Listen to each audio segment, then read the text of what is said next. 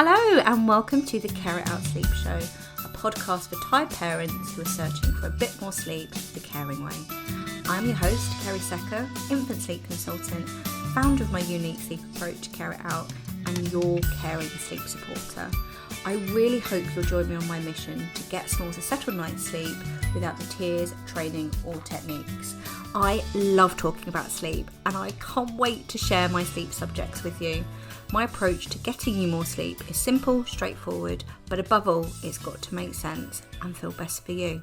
Ready to get more sleep? Then let's get started.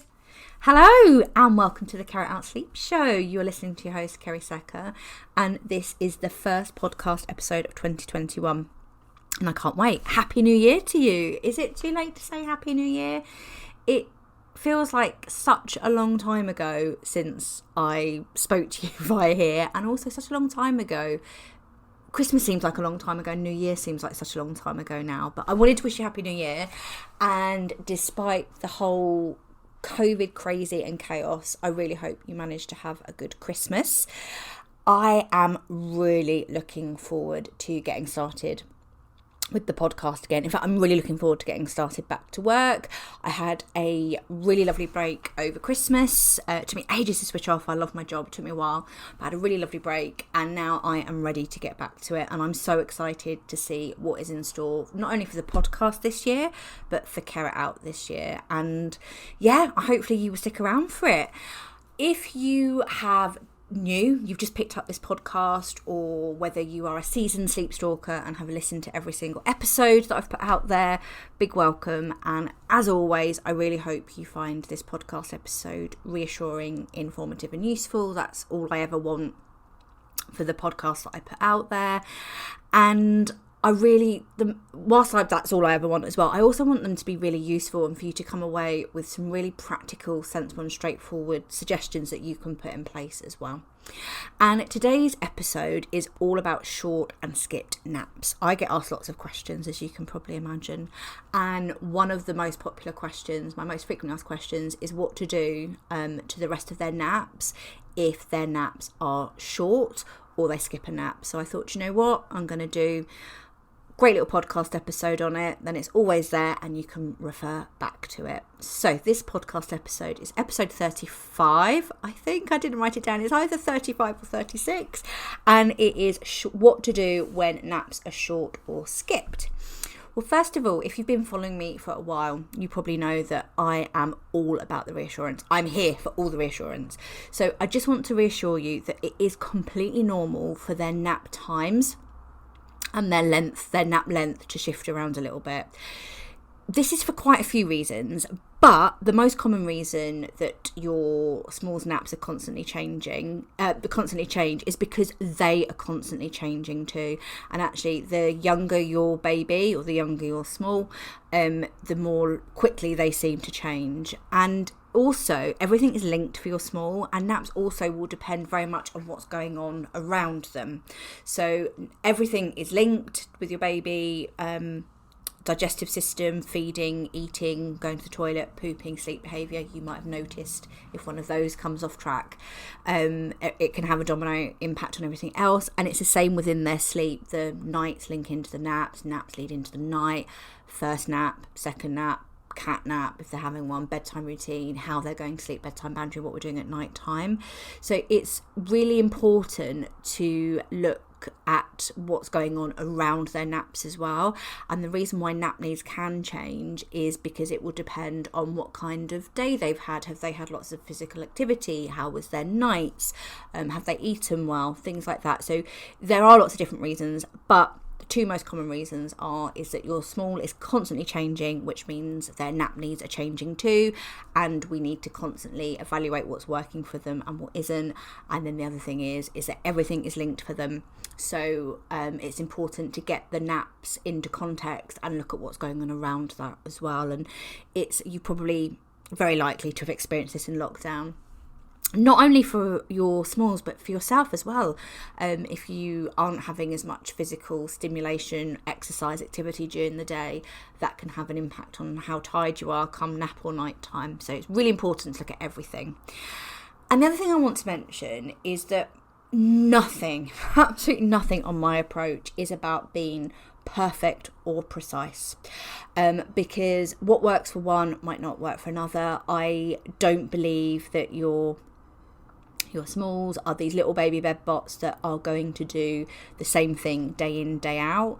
Everything changes. Life is fluid. Life isn't static. So for me, it doesn't make any reason, if life isn't static, why would their sleep be static either? And yeah, I just don't buy into this expectation that you're, for the same reasons above, I don't buy into this expectation that they are going to wake up at the same time every day, nap at the same time for the same length every day, and they're going to do the same thing to the dot on the daily, day in, day out, because again, life logistics, they're constantly changing, depends on what's going around for them. So hopefully that makes more sense. And then the other thing I just want to reassure you, this is probably the most important thing, is that short or a skip nap, what is wrong with me? I'm out of practice for talking. A short or skipped nap can be very, very frustrating. Not only frustrating and tiring for you, but also for your baby sometimes. But they are all part of life logistics with a small. And at some point during their nap career, it is I don't think they're going to get through their nap career without having a short or skip nap, basically. They are really, really common, and it is all part of life with the baby. And they are frustrating, they are tiring, but they are completely normal. And the other thing is that a short or skip nap is very, very unlikely to break the bed bank. It's completely normal that if they skip or they have a short nap, that you're going to worry or panic if they miss a nap, if naps aren't consistent or the naps are super short, that they are going to get overtired. It's going to ruin the nights. It's your whole day is ruined before you've even had finished the first nap. It's completely normal to think and feel all of these things, but it's really important to come back to that my approach definitely isn't about being precise or perfect, doing the same thing every day, and the odd short or skipped nap is very, very unlikely to break the bed bank. You may have a short, like a temporary bedtime might be a little bit tricky, the nights might be unsettled, but it's not going to it can feel like it, but it's not going to completely ruin everything, because they're normal. All of the things I've just gone through, they change, they're normal, things are changing for them. It's not about being precise or perfect, and they're unlikely to break the bed bank. So I really hope that reassures you. However, when naps are short or skipped, it is natural to do those things. Telling a parent not to worry or get anxious about a short nap, it's never going to work, because it's normal, completely normal to worry about it, because let's be honest, we worry about everything. But even though they are normal, there are a few things that we can do. I think I like a plan. If that hasn't come across, I'm definitely a girl with a plan. So it's nice to have a few tools up your sleeve, or a plan for what to do when they do go, for when the naps don't quite go to plan and they go a little bit awry. So what I'm going to do now is I'm going to go through my suggestions if they miss a nap completely and if they wake early from their nap. And then I'm also going to answer some of your questions. I put it out on, I think it was Instagram, but it might have been Facebook. Did you have any questions about short or skip naps? And as you can probably imagine, I got sent loads. So I've picked out 5 of the most common questions that you've asked. And as a little bonus at the end, I'm going to go through those as well. But let's start with what to do if they miss a nap completely. Now, as I mentioned above, for all the reasons, I'm not going to go back through them again, because I think I've reassured you enough there. It is completely normal for them to skip the odd nap for all the reasons I've just mentioned. And it is completely natural for you to panic, that it's going to ruin everything. They're not going to sleep that night. The day's gone. That's it. The day's gone off course. But it is completely part of the course for infant sleep. My suggestion would be, when this happens, is to try to keep the next nap on track as much as possible. And if you can, I would try to aim to settle them for their next nap at their usual time if you can. It's natural to worry that they are going to get overtired, and it's natural to think that they're not going to manage that gap. But where you can, my suggestion would be to try to get to the next nap at their usual time if you can. However, if they struggle, because I think it's always good to have all, plan A, plan B, plan C. If they struggle, it's always okay to bring the next nap earlier. Like, it's always okay to roll with your routine. But my suggestion would be to try not to overcompensate. I'd only bring it earlier by, say, 15, 20 minutes, 30 minutes maximum, or try to get as close to that nap time as possible if you can. I think it's always really important that it's always okay to adjust their nap times if needed, but the key is really try not to overcompensate and bring it earlier too much. Otherwise, we just end up in this situation. They've missed a nap. They have the next nap is really early because they've missed that nap, and then that can bring your whole day off track. So always okay to adjust the naps if needed, but try not to overcompensate too much. And generally speaking, again, I'm not really much of a rules kind of girl, but generally speaking, 30 minutes either way, again, isn't going to break their bank at all. And the other thing to note that is, if this is happening for a run of naps, like if it's been happening for probably 5 to 7 days and then missing naps or refusing them or taking ages to settle, it may mean it's time to tweak their nap times a little bit, or they might be ready to drop a nap as well. And I don't think I've got a podcast on it. Maybe that's an idea for another podcast episode. But I will have a look. If I've got some resources on it, I'll have a look and put it in the show notes. And if I haven't, then I'm going to add that on the list to do, because I think that would be quite handy to go through. And then the other one is if they wake early from their nap. Once again, can't reassure you enough, very, very normal for them to wake early from their naps. I don't buy into this. It's so many unrealistic expectations on your smalls, but one of the biggest ones is that they're going to every day wake at the same time, nap at the same time for the same length every day. It's normal for their nap lengths to shift around a little bit, and again, for all the reasons that I went through earlier. And it is normal for them to wake up early from their naps. Regularly, not on the regularly, sometimes, completely normal. And it is normal for you to worry that it means that they're going to get overtired, impact the nights and bring it all off track. And again, I'm always very honest, that is a possibility, because if I've learned anything from working with parents for 22 years is anything is possible, but it's unlikely to cause a massive break in their bed bank. If they do wake up early, I think it's worth talking about resettling. I'm always very honest on my approach. I don't expect you to resettle them to sleep a certain length on my approach, because if they're going to go back to sleep, they're going to go back to sleep quite quickly. But two, that can often feel quite forceful and quite frustrating for everybody trying to get them back to sleep, and the chance of them going back to sleep if they wake up from a nap are quite slim. My whole approach would be to try and work on sometimes just shifting our expectations. Some babies are more predispositioned to have shorter naps, and for some it just means that they're moving around a little bit.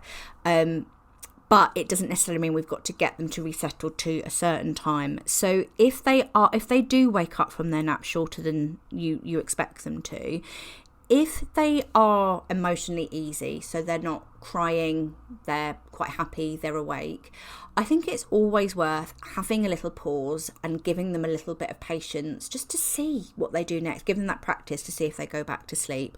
And 9 times out of 10, if they're going to do it, they'll go back quite quickly, and if not, they're up and ready for the day, for their nap, not for the day, but they finish that nap for the day.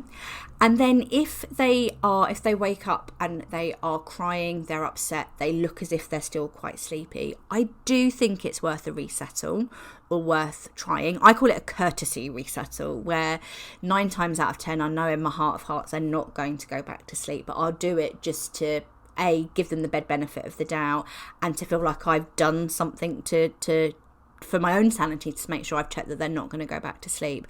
So if they wake up, they're crying, they're emotionally uneasy, I would always go back in, make eye contact wherever they are. If they're on you, I would try and rock them back to sleep. If they're in a different room, I'd go in calmly, say a little sleepy sentence, "You're all right, baby Bob," I'm here, you're safe, it's sleepy time, see if they go back to sleep.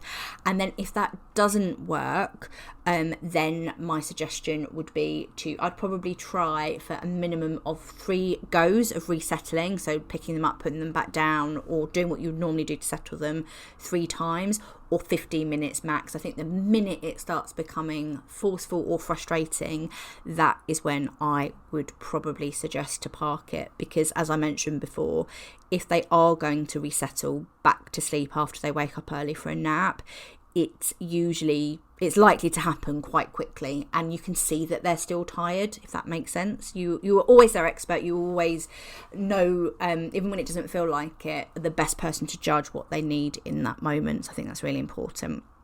So I hope that helps. If they have the courtesy resettle and they don't resettle, it is very easy to panic and feel like it's going to ruin the whole day and night.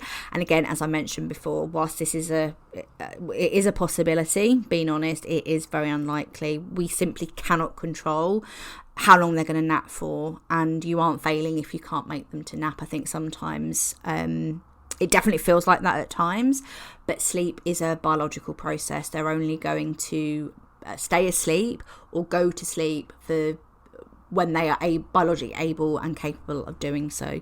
I think sometimes that's a real misconception, that sleep consultants have a magic sleep wand and are just in control of sleep. It's not. It's, for me, it always comes back down to biology, and that can be hard. Parenting is very personal. It's hard not to take it personally and think, oh gosh, it's something I'm doing wrong. They've waken up from a nap early, I'm failing, I can't resettle them, it's something I'm doing wrong.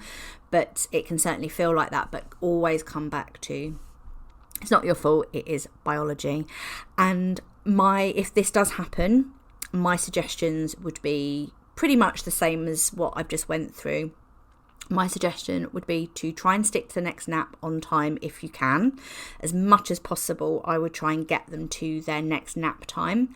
However, if you do need to bring it slightly earlier, try not to pull the next nap too early, because again, we just end up in this cycle of these really short naps throughout the day. I think the key is to always roll with their routine. It's always okay to allow that kind of shift around in their nap, the time of their length. Gosh, I can't even get your words out, Kerry. It's always okay to roll with their routine and for the length of their naps to shift around a bit. I got there, but the key is not to try and overcompensate too much. If you need to bring it earlier, but no, ideally get as close as possible, or no more than 30 minutes, because otherwise we can get in a bit of a pickle and get stuck in the sleep cycle. If needed, I think this is really important. If they're unwell, you've had a complete shocker of a night, for everybody's sanity, you're having it's just one of those days. I think there's always a caveat on my approach. It comes down to, I don't expect it to be precise and perfect every day. We can't always do, these are just suggestions, not shoulds. We can't always do that. You're always in charge and in control on my approach. You are your baby's expert. You know what you and your baby needs in that moment and what's going to work for you. And if it all does completely come off track, do whatever you need to do to help everybody through the day. Always ask yourself, what is the priority here? Getting to the end of the day, everybody's sanity. Do what you need to do, and then tomorrow is a whole new day. I think that's really, really, really important. I wouldn't want somebody really pushing to do these suggestions when it clearly wasn't working for them. And I think it goes without saying, if they're unwell, everything just comes off track. If they're unwell, you're unwell, just let them sleep. The body knows what it needs. So there's always a caveat to that approach, but hopefully that makes sense. So just a little nap recap then. If they miss a nap completely, or they wake early from their nap, it's normal for them to skip the odd nap. It's normal for them to wake early from their naps, and it's even more normal for you to panic and worry that they're going to get overtired, it's going to ruin the day, it's going to ruin the night, it's going to ruin everything, break the bed bank. Whilst it's possible, very, very unlikely, it's completely normal, par the course for infant sleep. And my suggestion would be to try to keep the next nap on track as much as possible. So if you are following nap gaps, stick to that nap gap. If you go by clock naps, I would stick to the time. Get to as close as possible to the next nap as possible, even if there is a little bit of... they might be a little bit overtired, there might be a little bit of adjustment, you might be limping towards the next nap, and that's completely normal to be a little bit aggy, that's fine. But if they are absolutely limping, if they're crying, they desperately need a nap, then my suggestion would be to bring it earlier, anywhere between 15 to 30 minutes ish, to help. And the key is to try not to overcompensate if they wake, if they miss a nap or wake early. And the caveat to that is if they're unwell, anything goes, because you've just got to do whatever you need to do to get through the day and get everybody well again. So hopefully that was helpful. And then the other thing is to have a think about is if they have their nap is short, or they have skipped a nap, their bedtime might need adjusting as well, because it can bring the whole day. If they've had short or skipped naps during the day, it's very logical then to think, oh, what do we do with bedtime? And again, it is the same kind of theory. If needed, it's always okay to bring their bedtime a little bit earlier if the naps have been skipped or have been short. But again, we don't want to bring it too early if we can help it. Generally, I would suggest bedtime no earlier than 6:30 p.m, regardless of what's happened with their naps. And if you do need to adjust it and roll with the routine, try not to bring it any earlier than 30 minutes if you can. But again, I can't stress this enough. The main thing about my approach is that you are your smalls expert. These are suggestions and are simply a guide. They are in no way gospel. And if you are having an absolute sleep shocker, need to do something for everybody's sanity, they are unwell, you do need to do whatever you need to do. And it's the same thing for bedtime. I say 6:30 because I think I always like to help you understand why I've suggested something, not just plucking these sleep suggestions. But if we go to bed, the two reasons why I try and keep it 6:30 at the earliest and have that as a guide, like it can shift around a little bit, is because one, if we go to bed too early, what can happen is that they will just wake earlier and keep you in that cycle of going to bed early, waking early, running out of day for your naps. And the other thing is, if they do go to bed, for some, not all, but for some babies and smalls, that's why I call them smalls. I call up to aged 8 really. That's why I use the word small. But if for some smalls, if they go to bed too early, what can happen is that can cause frequent night wake-ups or a split night as well. So it balances out a little bit. But yeah, bedtime, if they've had short skip naps, I often get asked, oh, Kerry, what do I do at bedtime? And that would be my suggestion, no earlier than 6:30 if you can, regardless of what's happened during the day. If you need to adjust it, bring it a little bit earlier, bring it earlier by 30 minutes. And again, if it's an absolute shocker for everybody's sanity, you just need to get them to bed. They're hanging by a thread, then I would get them down and try again the next day. It might be that we need to space out the naps a little bit more. It might be that we need to nudge the naps out a little bit. There's usually, chances are there's a little workaround from that, but I want to try and stick to the short and skip naps. So I hope you found that really super helpful. I think it's really interesting. It happens I really hope that if your little one going forward does have a short or skip nap, you remember those little suggestions and it does help. It might not make it any less tiring or frustrating. I can't promise that, but hopefully it just helps make it feel a little bit better for everybody. And like I said, I'm definitely somebody that really likes a plan. Most of the parents I talk to really like a plan too. And just sometimes it's the not knowing what to do that sends us into a tailspin, and that just makes us worry or be a little bit anxious even more. So hopefully that will help. Right, I've got 5 questions that you've sent in for me that I'm going to answer now for you. And I'm just going to crack on and go through them one by one. So question number 1 was, how long should you try to resettle them if they wake early? like most things on my approach, I don't have arbitrary rules that we are going to settle them for this amount of time, or we're going to settle them so that they sleep X amount of time.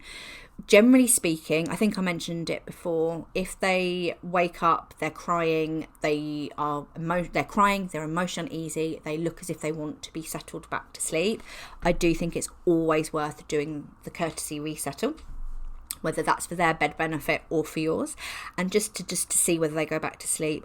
But I wouldn't let it become forceful and frustrating, because I think I mentioned it before, if your baby is going to go back to sleep, chances are they're going to go back to sleep quite quickly.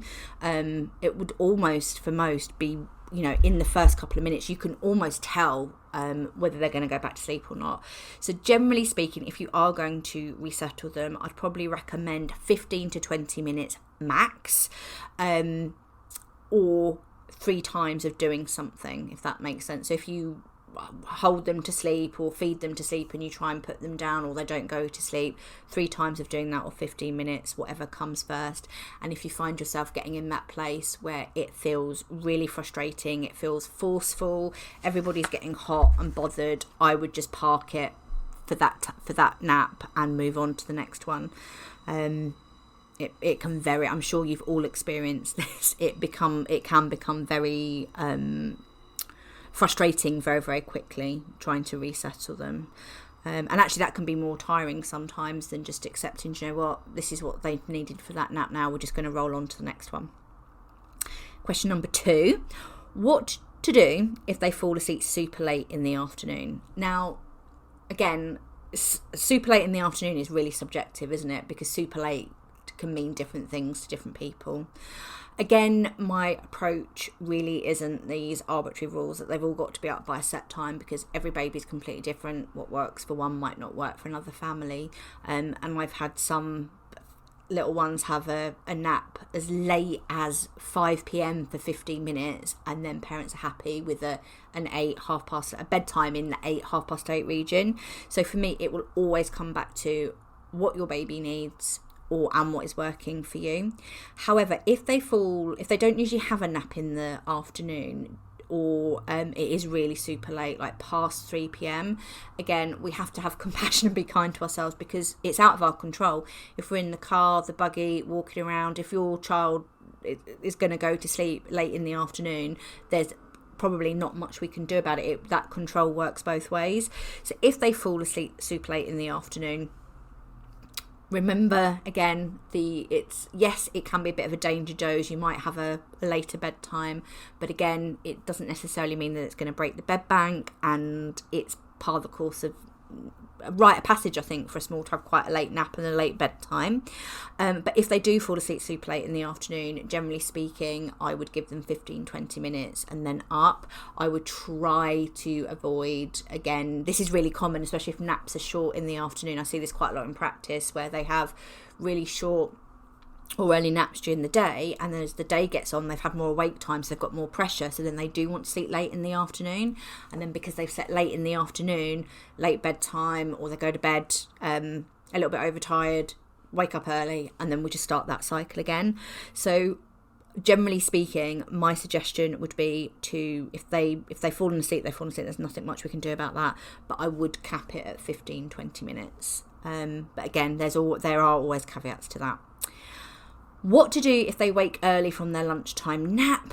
Again, reassurance here, it is completely normal for them to wake up sometimes from their lunchtime nap early.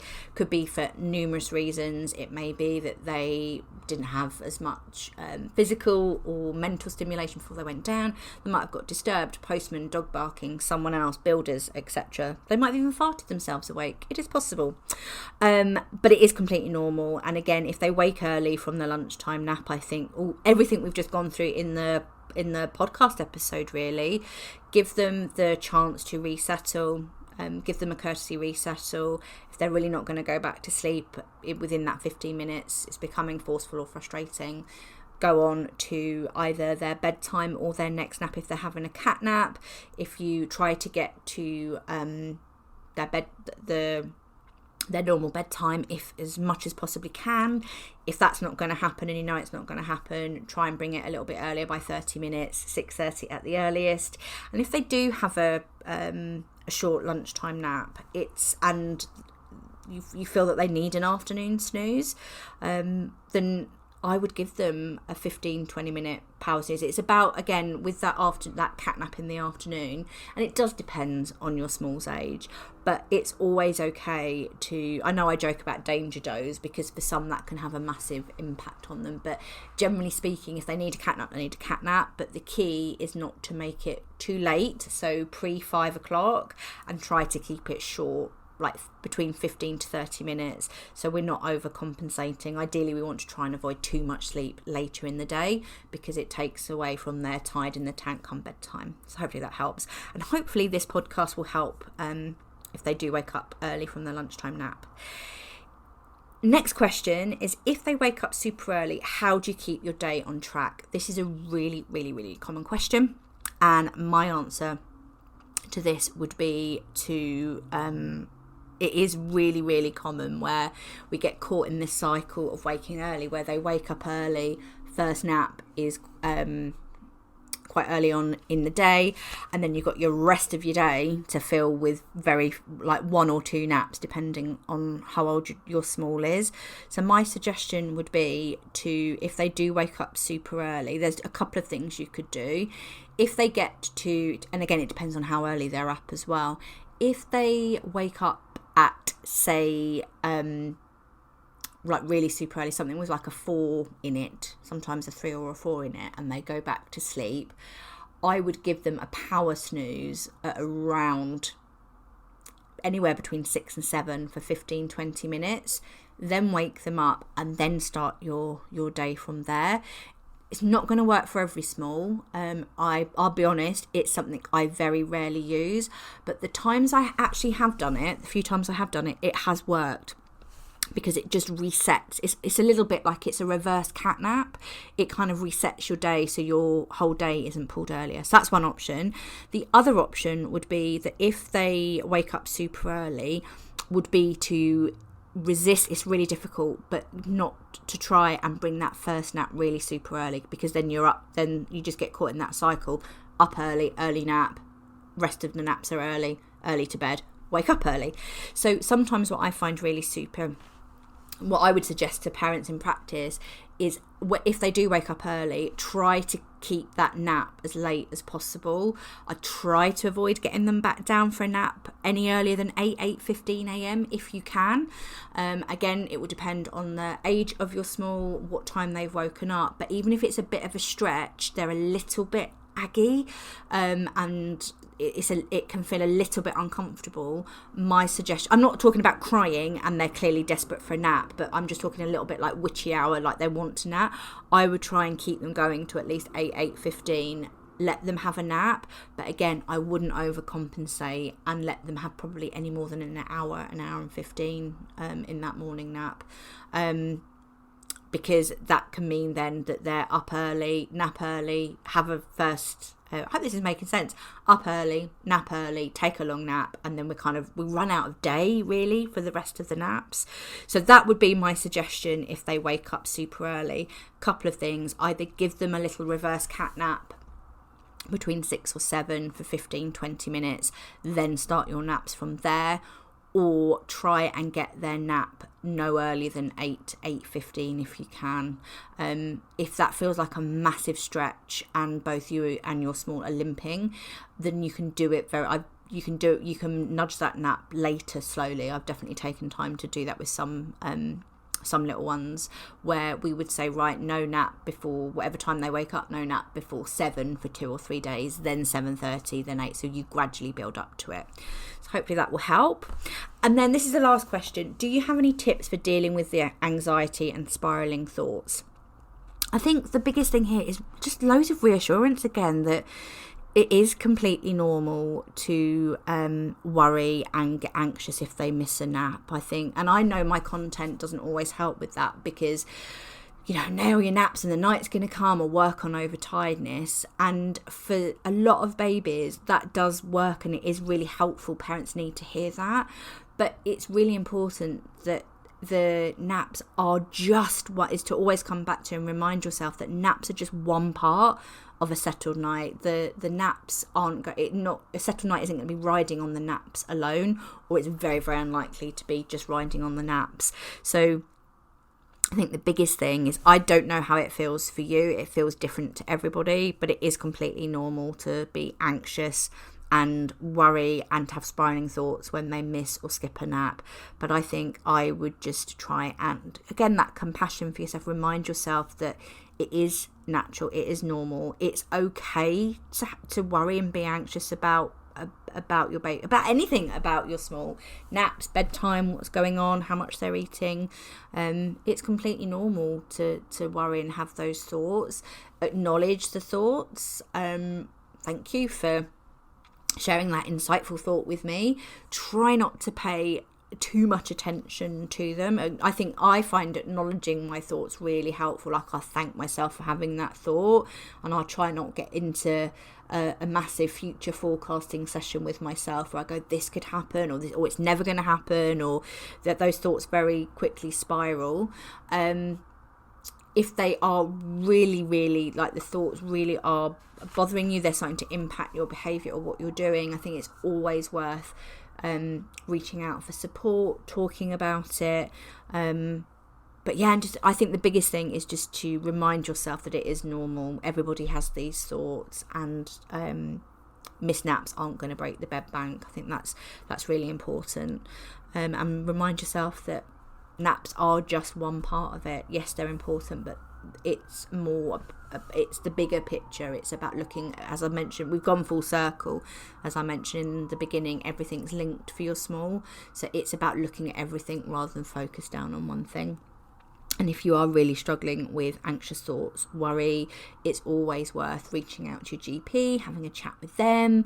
There's lots of different therapies. Again, I feel like I'm really talking outside my scope of practice here, and I think it's really important for practitioners, whatever you're practicing in, to stay in your scope of practice. I'll have a look for you. I will see whether I can find any resources, and if I can, I will put them in the notes for you. And if you are really, really worried and the thoughts are spiraling out of control, please know my inbox is always open. It might take me a while to get back to you, but I try my best to respond to every single email I get, and I will try and help you from there. Well, I'm trying to keep these podcasts under 30 minutes. This is my New Year's resolution, but I think I got a bit carried away. I just love to chat, but I'm going to end it there. I really hope you found that podcast. I really loved it. I'm so happy to be back. But I hope you found it useful, reassuring, informative, and you've got a plan or some tools up your sleeve for when your small has a short or skip nap. And I will be back in another couple of weeks with another episode. But in the meantime, sending a big love and sleep solidarity to you all. Bye. Thank you so much for listening to me, your host, Kerry Secker, on the Carry It Out Sleep Show. I really hope you found this podcast episode reassuring, informative, but most importantly, it helps you and your small to a more settled night's sleep the caring way. If you did, please don't forget to subscribe to the show below, leave me some feedback, or share it with a parent pal. I love hearing that you love listening. My next podcast episode will be available in 2 weeks' time. But if you really can't wait that long, please come and find me over on Instagram at Care It Out Sleep Consultant. I update my sleep squares and speak about sleep there on the daily. Big love and sleep solidarity. Until next time.